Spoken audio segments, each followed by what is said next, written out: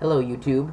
So this is our second installment of Advice Week. This week I will definitely be focusing more on advice and less on running around my room shirtless, which is also what I do when I'm not making videos. So we were asked this week to give advice on coming out, both to people who you think will be accepting and to people who you think won't be accepting. Coming out is a very delicate process, and there's no advice that can cover every type of person you can come out to. You're not going to be able to come out to every single person in your life the same way at the exact same time. Imagine if I was coming out and I decided I was going to come out to Ron Paul and Lady Gaga at the same time. As hilarious as that would be, it's probably not a good idea. So yes, there's going to be people who are going to be very accepting of your transition, and there will be people who are going to be very opposed. Many of these people are going to be people you care about, and you're going to want to put a lot of thought into how you tell them and how you explain it. Then there's this entire other group of people, and with this other group of people, you really don't care what their feelings are towards it. And for that group of people, coming out via a mass Facebook message like Emery did and I did,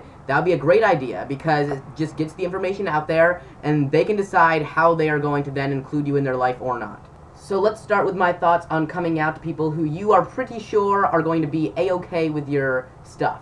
So let's assume that the people who are going to be okay with this are your family, your BFFs, maybe your boyfriend, your girlfriend, your wife, your husband, your kids. Let's just say that you're pretty sure they're going to be alright with it.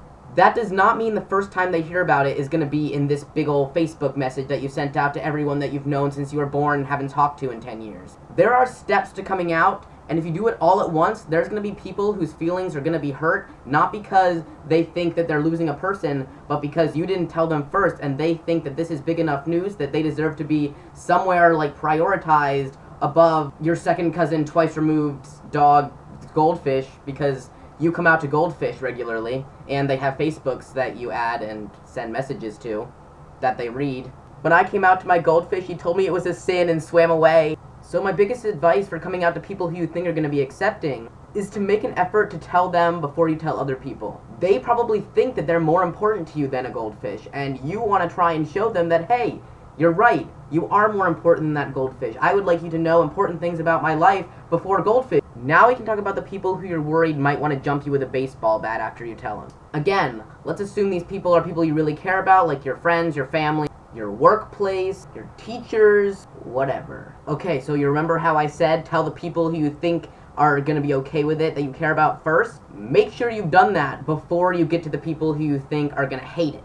Trust me, the worst thing that you can do for yourself, for one, your safety, for your self-esteem, for your own mental health, the worst thing that you can do is have the first people who know about your transition be unsupportive people. When you are first coming out, you need to have that supportive backbone of people who are going to encourage you to be yourself and to be happy. And if you don't have that, you're going to make decisions that you don't want, that you're making for other people, and they're just going to beat you down, and you don't want that.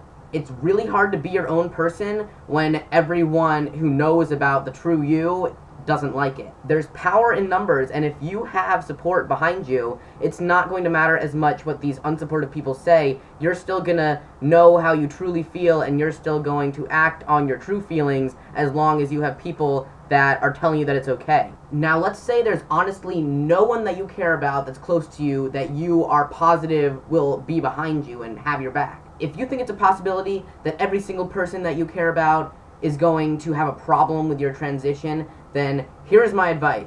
You've got to know that one person in your school who collects queer people like Pokemon cards. It's kind of objectifying, but honestly, you really shouldn't have the first people knowing being people that aren't gonna like it. So honestly, just go up to this queer collector and you say, "This is who I am, are you okay with it?" They'll probably be like, "Oh my god, I love you, let me hug you, you're so brave." Allies are powerful, no matter what kind of allies, but you can't be alone in these types of things. Now, if there's no one in your entire world of people that you think is going to be okay with it, the internet. Find someone who is going to be supportive. You need to. You have to. My advice. This is important.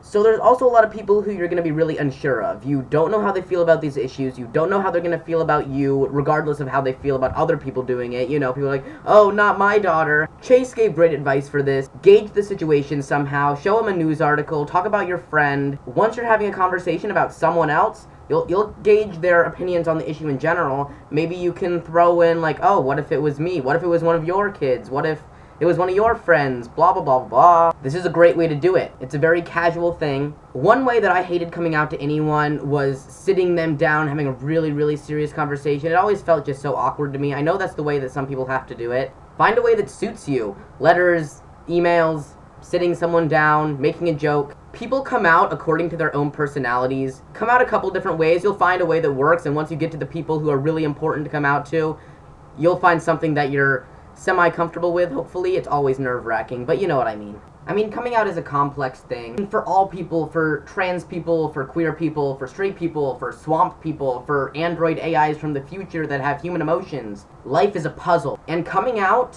that's like the sky part of the puzzle, where every single piece is the same color and you have no idea how things go together, and it's so confusing. Everyone has something like that in their puzzle of life. It just so happens that trans people have a lot of sky-like areas of their puzzle, where it's just, you don't know how you're supposed to do something, and it's just gonna be so complicated, and people are gonna make it more complicated than necessary, but in the end, it'll come together. You might shove some pieces in the wrong spot and think, oh my god, my life is ruined, blah blah blah, but you'll get there, don't worry, it just takes a while. And once you really get the ball rolling, coming out isn't that bad after a while. So, I'll see you next Thursday.